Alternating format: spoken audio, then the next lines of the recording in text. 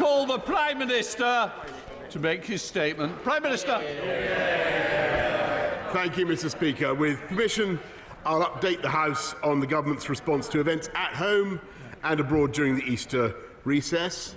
I will come to Ukraine in a moment, since I've just left a virtual meeting with President Biden, President Macron, Chancellor Scholz and 8 other world leaders. But let me begin in all humility by saying that on the 12th of April, I received a fixed penalty notice relating to an event in Downing Street on the 19th of June 2020.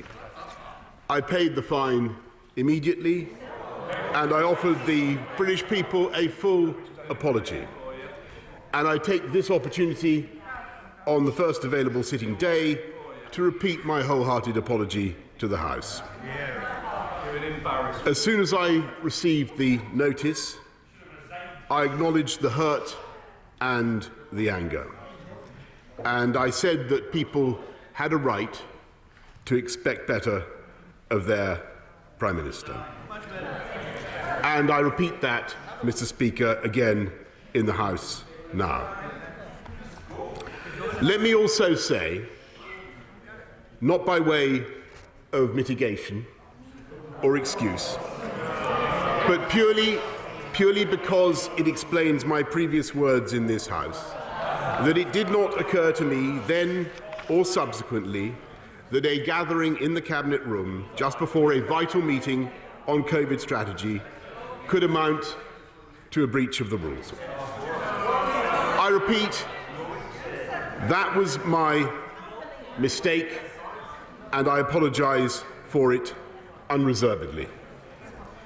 I respect the outcome of the police investigation, which is still underway, and I can only say that I will respect their decision-making and always take the appropriate steps. And as the House will know, I have already taken significant steps to change the way things work in Number 10. And it is precisely because I know that so many people are angry and disappointed that I feel an even greater sense of obligation to deliver on the priorities of the British people and to respond in the best traditions of our country to Putin's barbaric onslaught against Ukraine. Our Ukrainian friends are fighting for the life of their nation, and they achieved the greatest feat of arms of the 21st century by repelling the Russian assault on Kiev.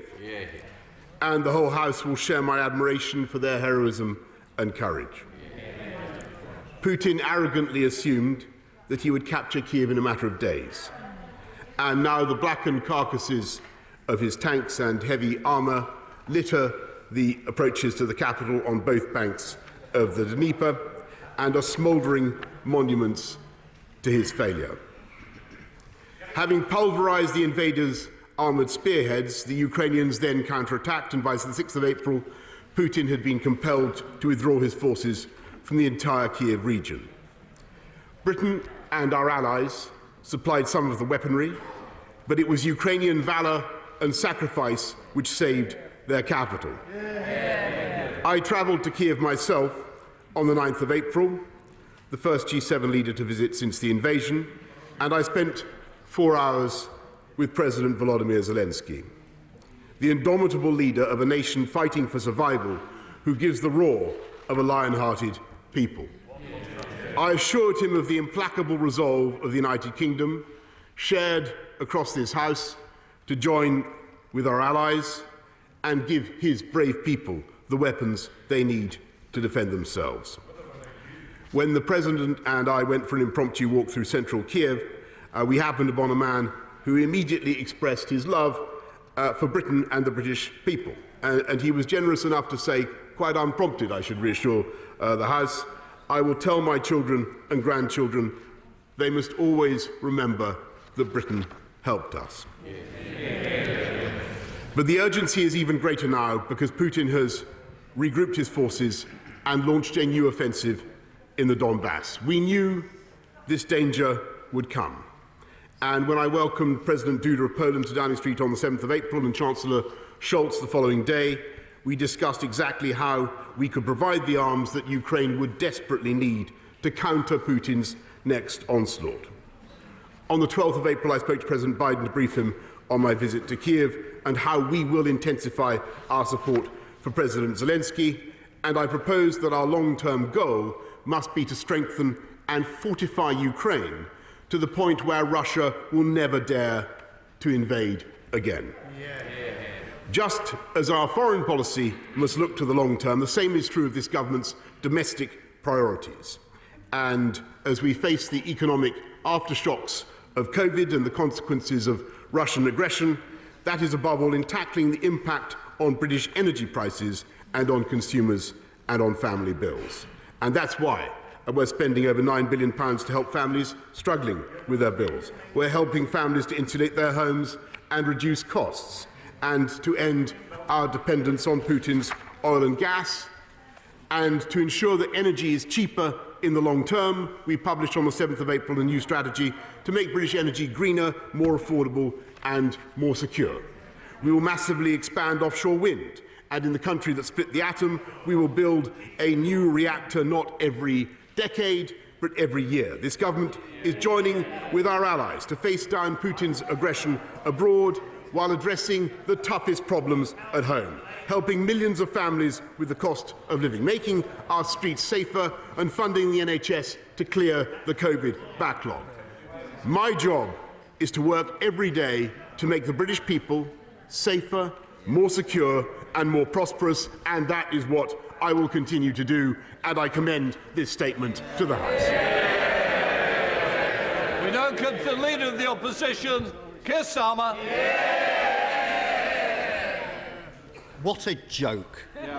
Even now, as the latest mealy-mouthed apology stumbles out of one side of his mouth, a new set of deflections and distortions pour from the other. But the damage is already done. The public have made up their mind. They don't believe a word the Prime Minister says. They know what he is. As ever with this Prime Minister, those close to him find themselves ruined, and the institutions he vows to protect damaged. Good ministers forced to walk away from public service, the Chancellor's career up in flames, and the leader of the Scottish Conservatives rendered pathetic. For all those unfamiliar with this Prime Minister's career, this isn't some fixable glitch in the system. It's the whole point. It's what he does. It's who he is. He knows he's dishonest and incapable of changing, so he drags everybody else down with him. The more people debase themselves, parroting his... Order! I can't hear what's being said because you're making trouble. Mr. Babrican, I'm all right. Keir Starmer.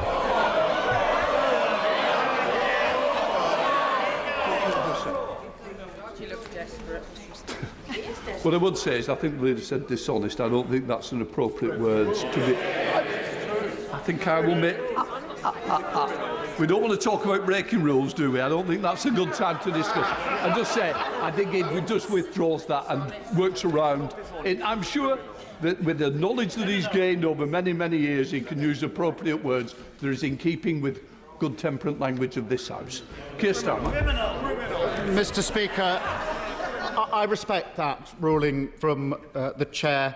The Prime Minister knows what he is. And so he drags everyone else down with him. The more people debase themselves parroting his absurd defences, the more the public will believe all politicians are the same, all as bad as each other, and that suits this Prime Minister just fine.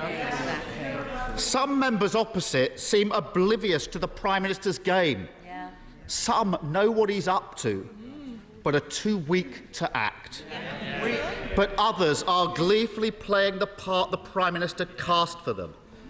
a minister on the radio this morning saying it's the same as a speeding ticket. No, it's not. No one has ever broken down in tears because they couldn't drive faster than 20 miles an hour outside a school. Don't insult the public with this nonsense. But, Mr. Speaker, as it happens, the last minister who got a speeding ticket and then lied about it ended up in prison, and I know because I prosecuted him. And last week, we were treated to a grotesque spectacle. One of the Prime Minister's loyal supporters accusing teachers and nurses of drinking in the staff room during lockdown. Members opposite can associate themselves with that if they want. But those of us who take pride in our NHS workers, our teachers, and every other key worker who got us through those dark days will never forget their contempt.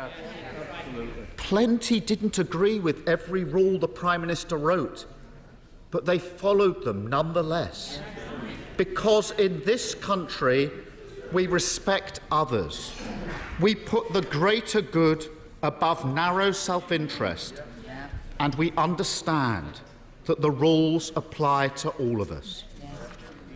This morning, I spoke to John Robinson, a constituent of the member for Lichfield. I want to tell you his story. When his wife died of COVID, John and his family obeyed the Prime Minister's rules. He didn't see her in hospital. He didn't hold her hand as she died. Their daughters and grandchildren drove 100 miles up the motorway, clutching a letter from the funeral director in case they were questioned by the police. They didn't have a service in the church. John's son-in-law stayed away because he would have been the forbidden seventh mourner. Doesn't the Prime Minister realise that John would have given the world to hold his dying wife's hand, even if it was just for 9 minutes? But he didn't, because he followed the Prime Minister's rules. Rules that we now know the Prime Minister blithely, repeatedly and deliberately ignored. After months of insulting excuses, today's half-hearted apology will never be enough for John Robinson. If the Prime Minister had any respect for John and the millions like him who sacrificed everything to follow the rules, he'd resign. But he won't, because he doesn't respect John. He doesn't respect the sacrifice of the British public. He is a man without shame. Looking past the member for Lichfield and the nodding dogs in the Cabinet, there are many decent, honourable members on the benches opposite who do respect John Robinson, who do respect the British public. They know the damage the Prime Minister is doing. They know things can't go on as they are. And they know it's their responsibility to bring an end to this shameful chapter. Today I urge them once again, don't follow in the slipstream of an out-of-touch, out-of-control Prime Minister. Put their conscience first. Put their country first. Put John Robinson first. And remove the Prime Minister from office. Bring decency, honesty and integrity back into our politics. And stop the denigration of everything that this country stands for. Sir William, Prime Minister. Mr. Speaker, I apologise once again profusely to John Robinson, to all those who lost loved ones, particularly those who suffered during the pandemic. And Mr. Speaker, in my statement I have tried to explain why I spoke to the House as I did. The Right Honourable Gentleman has chosen to respond with a series of personal attacks on me, and I understand why he does that. But I think, and I understand that, Mr. Speaker, but I think it would have been a good thing if in the course of his remarks he had addressed some of the issues that I mentioned, not least the crisis in Ukraine, with the impact that that is having on the livelihoods of everybody in this country. And it is to address that that this government will get on with our job, Mr. Speaker. It is to focus on the needs of the British people.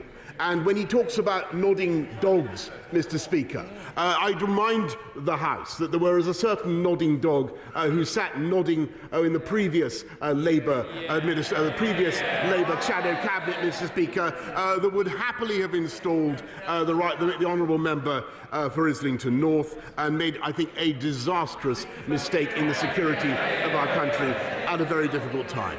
This government will get on with the difficult job of taking us through the aftershocks of the COVID pandemic, leading not just this country, but I think the world in our response to the violence that we're seeing in Ukraine. I must say that I renew my apologies. I renew my apologies to John Robertson, to families up and down the land. But I think the best thing that we can do now for this country as politicians is not to indulge in personal abuse of the kind that we've heard and to get on with our jobs. Sir William Cash. Thank you, Mr. Speaker. Having heard the remarks both of my right honourable friend and the Leader of the Opposition, may I put it to the House that my right honourable friend, I'm sure, appreciates that it is crystal clear that a fixed penalty notice, such as in his own case, is a civil penalty fine, which, if paid within 28 days, eliminates future prosecution in the criminal courts, and furthermore, without any admission of guilt. In a recent criminal case, in a recent criminal appeal case, and in that judgment, it was said that if the payment was made within those 28 days, a fixed penalty notice was held not to be a conviction, as the defendant, to quote the court's judgment, quote, was not admitting an offence or criminality and would have no stain imputed to his character. That is the perspective, and that is the case. Prime Minister. Mr. Speaker, I want to make it absolutely clear that I in no way minimise the importance of this fine. I am heartily sorry for my mistake, and I accept completely the decision of the police. Leader of the SNP, Ian Blackford.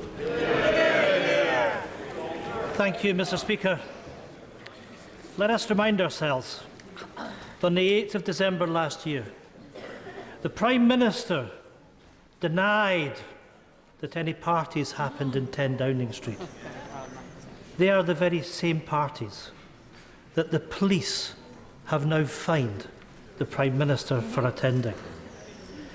By now, people know that the rules of this House prevent me from saying that the Prime Minister deliberately and willfully misled this House. But maybe today that matters little, because the public have already made up their minds. YouGov polling shows 75% of the British public and 82% of people in Scotland have made their minds up on the Prime Minister. The public knows the difference between the truth and lying. Hear, hear. And they know that the Prime Minister is only apologising for one reason, and one reason only. It's the only reason he ever apologises, because he's been caught. After months of denials, his excuses have finally run out of road, and so must his time in office. The Prime Minister has broken the very laws he wrote. To try and argue that he did not know he had broken his own laws would be laughable if it wasn't so serious. Prime Minister, you can't hide behind advisers.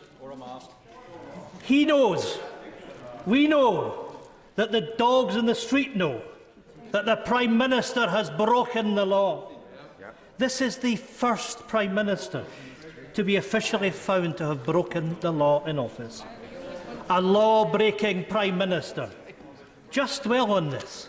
A Prime Minister who has broken the law and remains under investigation over additional lawbreaking. Not just a lawbreaker, a serial offender. If he has any decency, any dignity, he would not just apologise, he would resign. Yes. Mr. Speaker, the scale and the seriousness of the issues we are all now facing demand effective leadership from a Prime Minister who can be trusted. The Tory cost of living crisis and the war crimes being inflicted on the Ukrainian people need our full focus.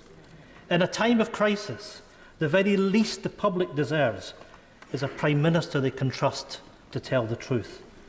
And for this Prime Minister, that trust is broken and it can never be fixed. The truth is that a majority of people across these islands will never trust a single word he says again. So the questions today are not so much for a Prime Minister desperately clinging on to power. The real question is for Tory backbenchers. Will they finally grow a spine and remove this person from office? Or is the Tory strategy to go on about standing behind a Prime Minister who the public can't trust with the truth?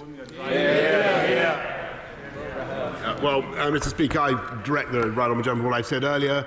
I apologise profusely for my mistake and for what I have got wrong, and I repeat that. He asks about whether this government is capable of providing effective leadership during the current crisis and in standing up to Russia, and I would just remind him that I think it is still the policy of the Scottish National Party to dispense with this country's independent nuclear deterrent at a particularly crucial time. I don't think that's what this country needs right now. John Whittingdale. Many of my constituents are angry about breaches which happened 2 years ago, and I welcome the Prime Minister's recognition of that and his apology.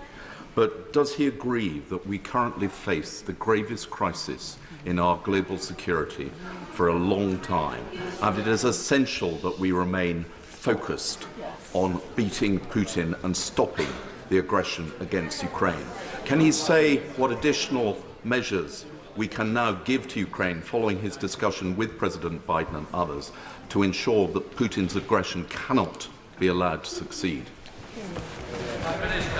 I thank my right honourable friend, and I repeat my apologies, my contrition. But I want to say on the state of the war in Ukraine, it's at a very perilous stage, and it is vital now that we don't allow Putin to gain momentum in the Donbass as he well could, and in the east, and that's why we are stepping up our supply of military hardware of a kind that I think the Ukrainians particularly need now. This will become an artillery conflict. They need support with more artillery. That is what we will be giving them, Mr. Speaker, in addition to many other forms of support. Dame Margaret Hodge. Thank you, Mr. Speaker. I see that the Prime Minister is anxious to move on to other issues, and I think the question is, can he do that? And I will take one example. Can he perhaps explain to me, to the House and to the country, how he can credibly justify, on the one hand, calling for the resignation of the boss of P&O Ferries when he faced allegations that he broke the law, while on the other hand, refusing to resign when he himself is guilty of actually breaking the law he set? I thank her very much, and I think that what the P&O Ferries did was entirely wrong, as I've told the House before. And I think, by the way, that I made a serious mistake, and I apologise for it very sincerely. Mark Harper, I lost him. Speaker, I strongly support the government's actions in standing up to Putin's aggression and helping Ukraine defend itself and our values. And it's exactly at times like this that our country needs a Prime Minister who exemplifies those values. I regret to say that we have a Prime Minister who broke the laws that he told the country they had to follow, hasn't been straightforward about it, and is now going to ask the decent men and women on these benches to defend what I think is indefensible. I'm very sorry to have to say this, but I no longer think he is worthy of the great office that he holds. I must say to my right honourable friend, I know the care and the sincerity with which he weighs his words, and I bitterly regret what has happened. I bitterly regret the event in Downing Street, as I have said. But I do believe that it is the job of this government to get on with the priorities of the British people, and that is what we're going to do. Ed David. Speaker, a poll over the weekend asked 2,000 people what they think of the Prime Minister. The most common word they used, by far, was liar. Yep. Does the Prime Minister understand how profoundly damaging it is to our great country to have a government led by a man the public no longer trust and no longer have confidence in? Mr. Speaker, if the Prime Minister won't resign, will he at least give Conservative MPs on Thursday a free vote? Yeah. So Conservative MPs can decide for themselves whether the Prime Minister deliberately misled Parliament or was just so incompetent that he didn't even understand his own laws. Mr. Speaker, I repeat what I've said earlier. I disagree profoundly with what he's just said, but I repeat my apologies.